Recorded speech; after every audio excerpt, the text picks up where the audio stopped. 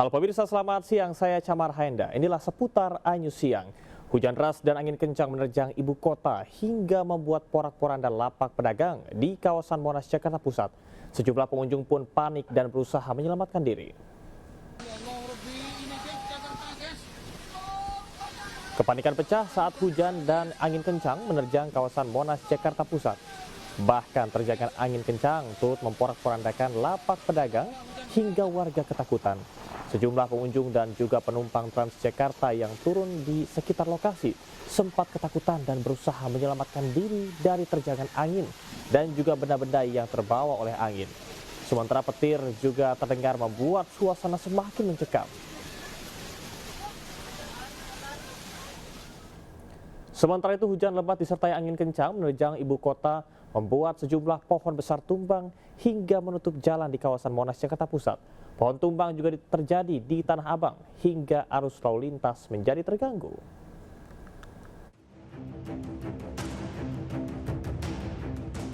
Petugas segera mengevakuasi pohon serta dahan pohon yang tumbang pasca hujan deras dan angin kencang di kawasan Monumen Nasional Jakarta Pusat. Meski tidak ada korban ataupun kendaraan yang tertimpa, namun arus lalu lintas sempat tersendat akibat pohon menutup jalan. Perjalanan bus Transjakarta juga sempat terganggu dan terpaksa menggunakan jalan umum lalu masuk ke jalur khususnya. Pohon tumbang juga terjadi di Jalan Tanah Abang 1. Sebatang pohon angsana besar setinggi 25 meter tumbang hingga menutup jalan. Diduga akar pohon rapuh dan tak mampu menahan bobot dahan sehingga bagian akar terangkat dari dasar lalu tumbang. Petugas mengevakuasi pohon dengan batangnya. Diimbau kepada warga lebih waspada saat hujan deras. Selain itu, petugas juga akan mengecek kondisi seluruh pohon besar di Jakarta. Dari Jakarta, Rani Sanjaya, iNews melaporkan. Konstruksi bangunan rapuh kerap menjadi penyebab bangunan bertingkat roboh. Di Koja, Jakarta Utara, bangunan bertingkat yang dijadikan sebagai tempat parkir warga roboh hingga nyaris menimpa anak-anak yang asik bermain.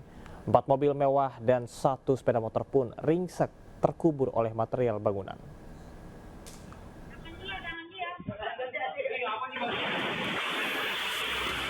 Bangunan yang dijadikan tempat parkir warga Gang Waru Koja, Jakarta Utara tiba-tiba ambruk dan terekam CCTV. Sejumlah anak-anak yang sedang bermain di sekitar bangunan berlari menyelamatkan diri dari bangunan yang tiba-tiba roboh. Sebanyak 4 buah mobil mewah dan 1 sepeda motor rusak berat akibat tertimpa reruntuhan beton bangunan. Kedengarannya kenceng banget sih, terus keluar debu semua, terus dikira ada gempa atau apa. Itu kedengarannya kenceng? Kenceng banget. Saya di dalam rumah. Tidak ada korban jiwa dalam peristiwa ini, namun kasusnya kini ditangani Polsek Koja, Jakarta Utara. Dari Jakarta, Sofian Firdaus, iNews melaporkan. Kita menuju ke informasi lain, pemirsa, yang saat ini ramai menjadi pembicaraan di media sosial. Komisi Pemberantasan Korupsi berpeluang memanggil penyanyi Aura Kasih terkait dengan penyidikan kasus dugaan tindak pidana korupsi pengadaan iklan Bank BJB periode 2021-2023. Juru bicara KPK Budi Prasetyo mengatakan penyidik akan mengusut aliran uang korupsi yang menyeret mantan Gubernur Jawa Barat Ridwan Kamil. KPK menegaskan penyidik tak akan berhenti dan akan menelusuri dugaan korupsi tersebut. Budi juga menyebut akan mengecek informasi aliran uang dalam kasus dugaan korupsi dari ex-gubernur Jawa Barat Ridwan Kamil ke banyak pihak, termasuk informasi aliran uang ke selebritas Aura Kasih.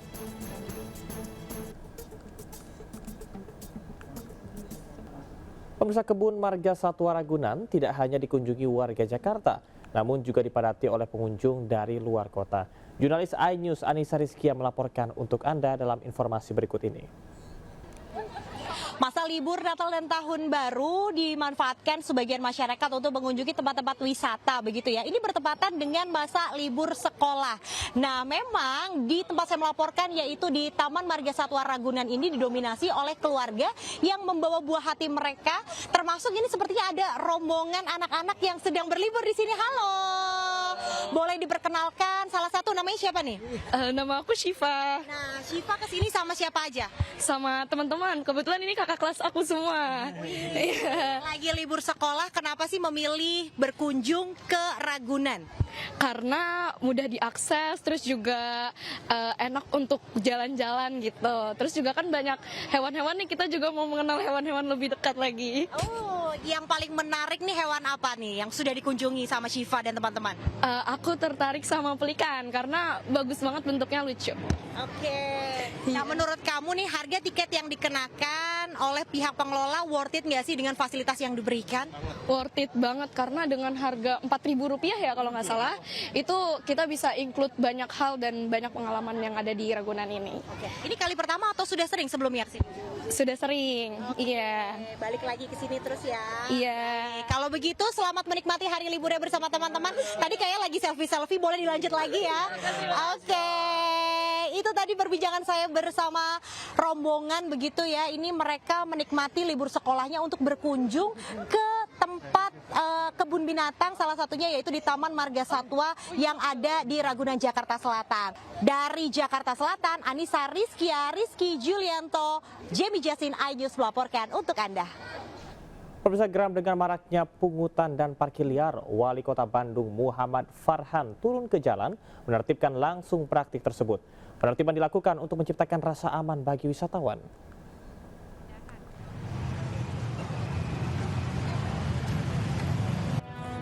Gerah dengan laporan masyarakat terkait pungutan dan parkir liar di wilayahnya, Wali Kota Bandung Muhammad Farhan langsung mengambil tindakan. Bersama aparat terkait, Farhan turun ke jalan menertibkan praktik pungli dan parkir liar yang dikeluhkan warga itu. Saat penertiban, Wali Kota Farhan menemukan ratusan kendaraan motor terparkir di atas trotoar. Selain itu terdapat puluhan mobil yang juga terparkir di badan jalan di depan kantor pos Asia Afrika. Seluruh kendaraan yang melanggar aturan kemudian dihalau petugas ke kantong parkir resmi yang telah disediakan.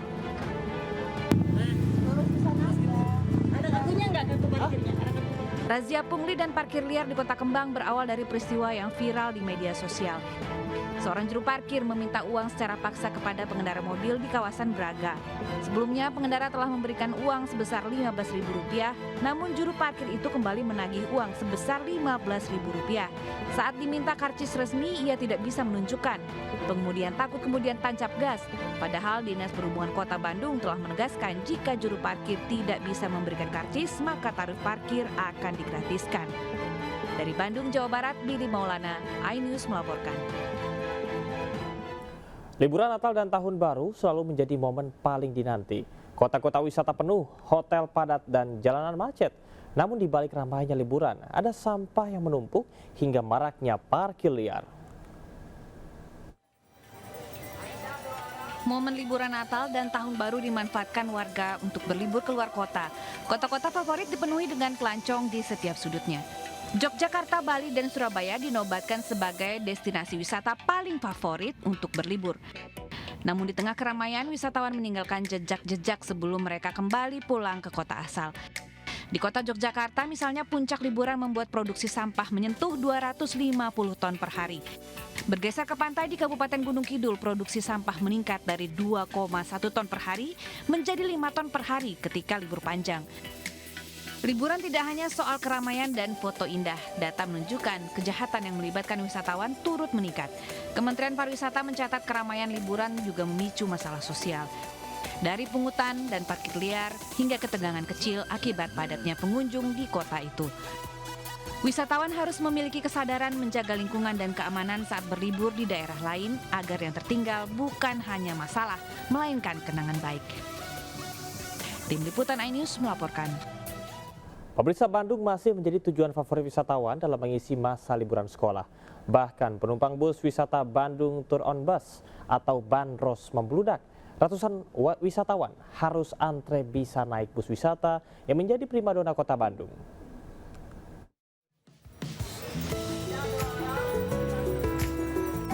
Bus wisata Bandros Bandung Tour on Bus masih jadi ikon wisata kota Bandung yang tak pernah sepi di saat liburan. Ratusan wisatawan mulai dari anak hingga lansia memadati shelter Bandros di kawasan Taman Alun-Alun, Jalan Dalem Kaum. Maka mereka rela antri berjam-jam hanya untuk bisa berkeliling menggunakan bus wisata sambil melihat tempat bersejarah di kota Bandung. Tidak hanya warga Bandung Raya dan sekitarnya, tidak sedikit wisatawan dari luar daerah yang sengaja datang berlibur untuk bisa naik bus unik yang satu ini. Dinas Perhubungan Kota Bandung sendiri menyediakan 6 unit armada wisata bandros, di mana setiap harinya dibatasi untuk 500 wisatawan. Namun tidak menutup kemungkinan disediakan armada tambahan jika pengunjung terus membludak. Bus dengan kapasitas 25 orang ini beroperasi setiap hari mulai pukul 8 pagi hingga pukul 4 sore. Dari Bandung, Jawa Barat, Billy Mulada Vingkran, iNews melaporkan. Pemirsa, viral di media sosial yang menyatakan Bali sepi dari kunjungan wisatawan selama libur Nataru. Kabar itu pun dibantah oleh Gubernur Bali dan ia mengklaim wisatawan ke Bali saat ini cukup tinggi dibandingkan dengan tahun lalu.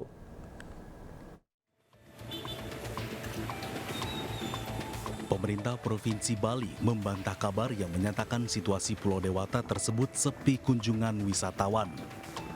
Gubernur Bali Wayan Koster secara tegas menyatakan kabar tersebut merupakan kabar bohong. Koster menyampaikan data bahwa kunjungan wisatawan mancanegara mencapai 17.000 per hari ini. Sedangkan jumlah kunjungan wisatawan dari Januari hingga per 16 Desember 2025 mencapai 6,7 juta orang. Angka ini jauh lebih tinggi dibandingkan dengan kunjungan tahun lalu yang mencapai 6,3 juta orang. Koster pun yakin bahwa target kunjungan 7 juta orang tercapai hingga 31 Desember mendatang. Desember ini 16 Desember sudah mencapai 6,7 juta.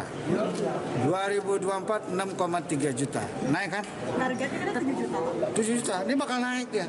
Masih ada sisa waktu lagi 2 minggu. Prediksinya di Nataru ini dari kapan, Pak? Apa? Berarti bohong kalau wisatawan sepi itu, Pak ya? Bohong. Wayan Koster juga menegaskan jumlah kunjungan wisatawan yang diklaim meningkatkan namun berbanding terbalik dengan tingkat hunian penginapan dinilai karena wisatawan asing mencari penginapan lewat aplikasi yang tidak membayar pajak kepada pemerintah. Koster juga menanggapi ramainya sopir pariwisata di Bali yang mengeluh sepi turis. Menurutnya hal tersebut karena cuaca buruk dan banjir sehingga wisatawan memilih tinggal di penginapan. Dari Denpasar, Bali, Indira Ari, iNews melaporkan. Perhatian bagi Anda yang tengah berlibur untuk selalu memperhatikan peringatan dari petugas dan pengelola tempat wisata. Nekat melompat dari bangkai kapal Viking meski sudah diperingati, seorang wisatawan tewas di Pangandaran, Jawa Barat.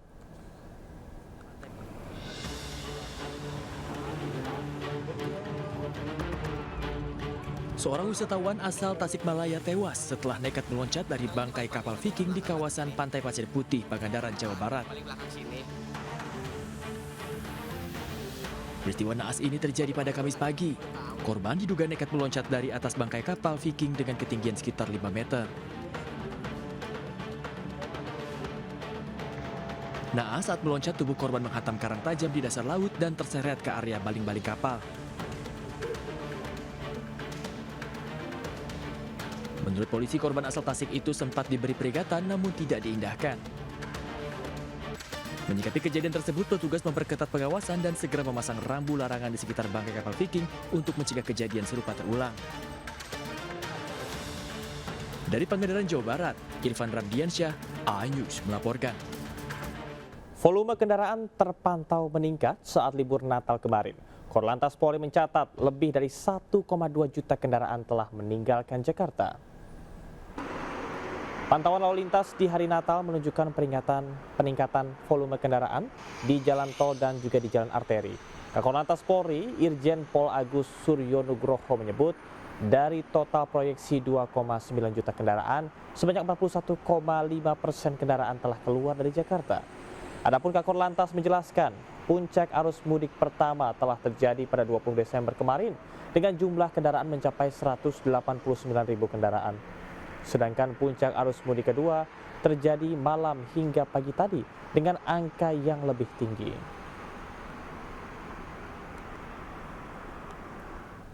Antrean truk ekspedisi di Pelabuhan Ciwandan, Cilegon, Banten masih terjadi pasca perayaan Natal. Kantong-kantong parkir di dalam dermaga penuh membuat truk tertahan di jalur lingkar selatan. Antrean panjang kendaraan mengular hingga ke jalan-jalan di lingkar selatan. Polisi terpaksa menyekat Jalan Lingkar Selatan agar tidak terjadi penumpukan. Antrean truk ini mengular hingga lebih dari 2 km. Sementara antrean juga berdampak kepada kemacetan bagi kendaraan wisata maupun juga kendaraan warga. Antrean kendaraan karena adanya penerapan delaying system atau penyekatan yang dilakukan oleh petugas agar lalu lintas dalam area Pelabuhan Ciwandan terkendali. Sementara itu, kawasan wisata Puncak juga kembali dipadati oleh ribuan kendaraan dari arah Jakarta. Bahkan, peningkatan volume kendaraan mengakibatkan antrean panjang mulai dari exit tol Ciawi hingga Simpang Gadok. Momen liburan ini dimanfaatkan oleh warga dengan berlibur dan juga menikmati pemandangan alam di Puncak. Sejumlah titik rawan kemacetan yang harus diwaspadai diantaranya adalah Simpang Gadok, Pasir Angin, dan Megabendung. Saat ini polisi memperlakukan rekayasa lalu lintas untuk mengurai kemacetan berupa satu arah dari arah Jakarta menuju Puncak. Saat menunggu jadwal penerbangan, anak-anak sering bosan hingga merengek. Nah, pada masa liburan Nataru kali ini, pengelola Bandara Soekarno-Hatta Tangerang, Banten menyediakan ruang bermain sehingga masa menunggu menjadi lebih menyenangkan.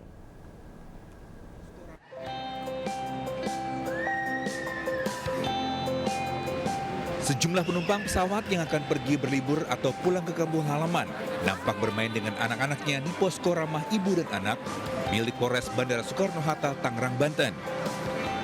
Posko ramah ibu dan anak adalah inovasi yang didirikan Polresta Bandara Soekarno-Hatta dalam mendukung Operasi Lilin Jaya 2025 di periode Natal dan Tahun Baru. Ada 3 posko yang didirikan di setiap terminal. Hal ini untuk memberikan kenyamanan dan keamanan bagi para penumpang yang membawa balita serta anak-anak.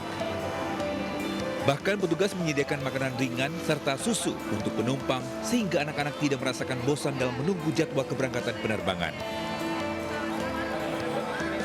Sejauh ini ada 3 posko ramah ibu dan anak yang didirikan oleh Polresta Bandara di Terminal 2 dan 3. Sehingga dapat dimanfaatkan oleh para penumpang sambil menunggu agar anak-anak tidak bosan dan riang gembira dalam menyambut libur akhir tahun. Dari Tangerang, Banten, Hasnugara iNews melaporkan. Warganet digegerkan dengan video viral di mana seorang nenek dipaksa keluar dari rumahnya oleh sekelompok anggota Ormas di Surabaya, Jawa Timur. Tidak hanya itu, para pelaku juga meratakan rumah nenek berusia 80 tahun tersebut. Nah, iya, saya sudah dengan baik-baik. Nah, iya. Sari anaknya tak bawa keluar. Ini rumahnya siapa? Rumahnya siapa? Kan tunjukkan rumah siapa? Kan tunjukkan, saya minta surat itu tidak ditunjukkan. Saya sudah menunjukkan. Sekarang kita sudah gak bicara surat. Percuma bicara surat. Wong ini saya punya kok tak bicara surat. Ayo ibu keluar. Ayo. Inilah rekaman video saat nenek berusia 80 tahun diusir sekelompok orang dari rumahnya di kawasan Jala Sambi Kerep, Surabaya. Nenek bernama Elina Wijayanti ini bahkan diseret hingga diangkat paksa keluar rumah. Tidak hanya itu, sejumlah berkas pribadinya juga dirampas oleh sekelompok orang ini.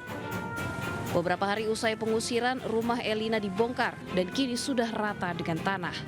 Ia mengaku pengusiran tanpa didasari putusan dari pengadilan.